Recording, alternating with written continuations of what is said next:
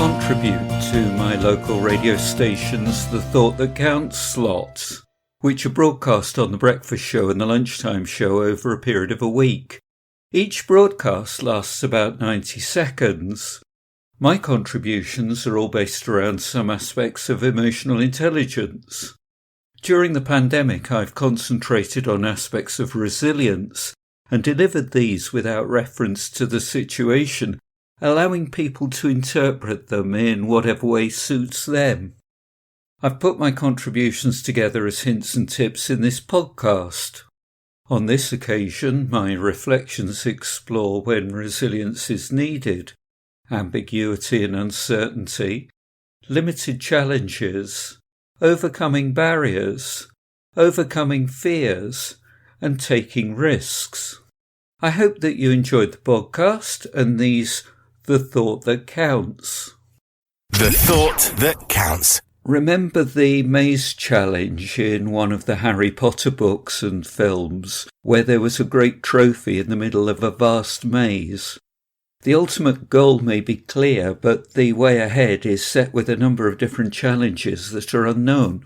In a maze, there will be many changes of direction with many turns, and even the need to reverse direction and go backwards at times. The goal is worth the effort, but it's unclear how long it will take to achieve, as the nature of the way forward is uncertain. Once the goal is achieved, there may be further uncertainty of the way ahead, as the challenge of the maze continues to hide the way out. When resilience is needed, how do you cope with ambiguity and uncertainty? How comfortable do you feel with not knowing exactly what lies ahead? How do you make decisions in times of uncertainty? Within the maze of opportunities, how are you going to make choices about what route to follow? What will guide your decision about the right way to turn? What will you do if you appear to be moving further away from your goal? How will you respond to retracing your steps and going over old ground? What happens once you've achieved your goal? How are you going to get out of the maze? How clear are you about the challenges moving forward once you've achieved what you aim to do? There is nothing certain but the uncertain. The Thought That Counts. Often we can feel that we're ascending or descending a never-ending staircase that goes round and round in circles. That means that we're going nowhere fast. It's like being on a treadmill. We go through the motions, moving forward, but we're not making any progress. There appears to be no escape. It doesn't matter if we go up or down the staircase, as the situation doesn't change over time. Over time, this can lead to boredom or frustration through lack of challenge. When resilience is needed, how do you deal with the situations that we find ourselves in that are very routine? How well does the system lend itself to change? How can you improve your experience within your current situation? How aware are others of your feelings in this situation? What support can they offer you? How do you react when there's a need for change? What opportunities are there for creativity, innovation, and doing things in new ways? How can you put your existing skills and experience to use? What opportunities are there for self-development and growth? How can you bring more fun and excitement into your life? Don't limit your challenges, challenge your limits. The Thought That Counts. Sometimes, despite your willingness to make progress, you can often find yourself up against a series of external obstacles that appear to be insurmountable and are beyond your control. It's difficult to understand why they're there.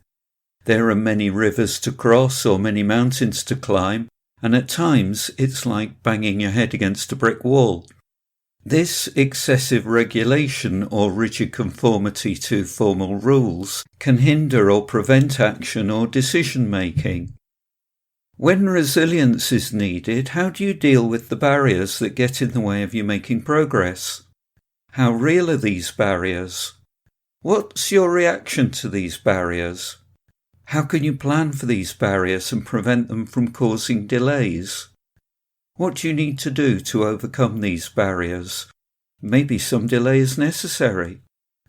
Often it seems like you're banging your head against a brick wall. What makes you feel like you're banging your head against a brick wall? What causes you to become frustrated?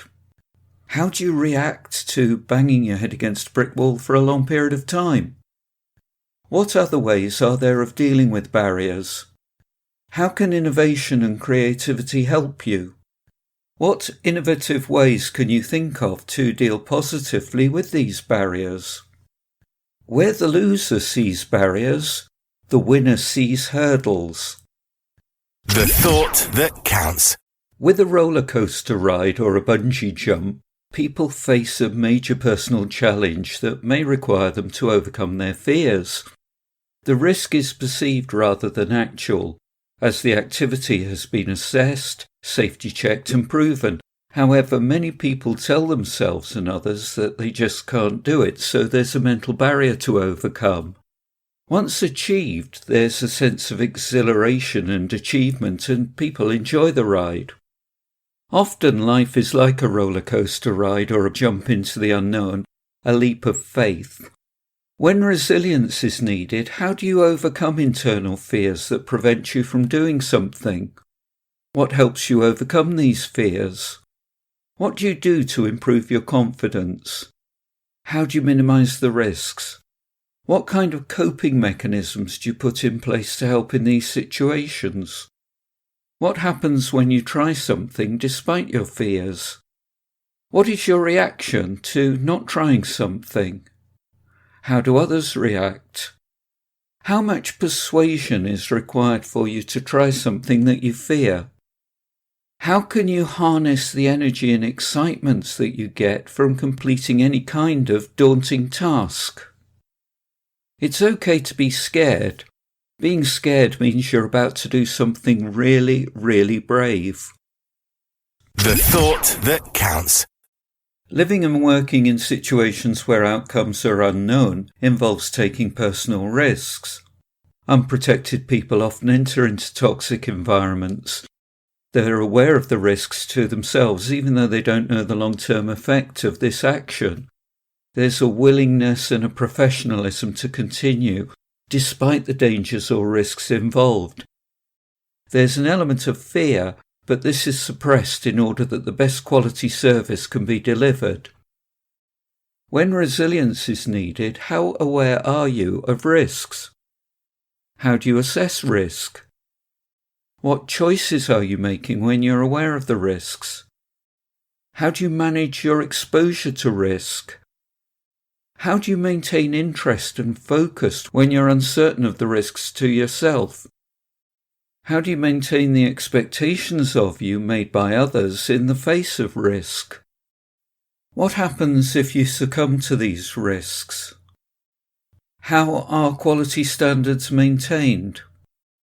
How do you support others taking similar risks? What support do you give each other? How can this be improved? Where does the responsibility for managing risk lie? All of life is the management of risk, it's not elimination. I'm Robin Hills from EI for Change, empowering your emotional management. The thought that counts.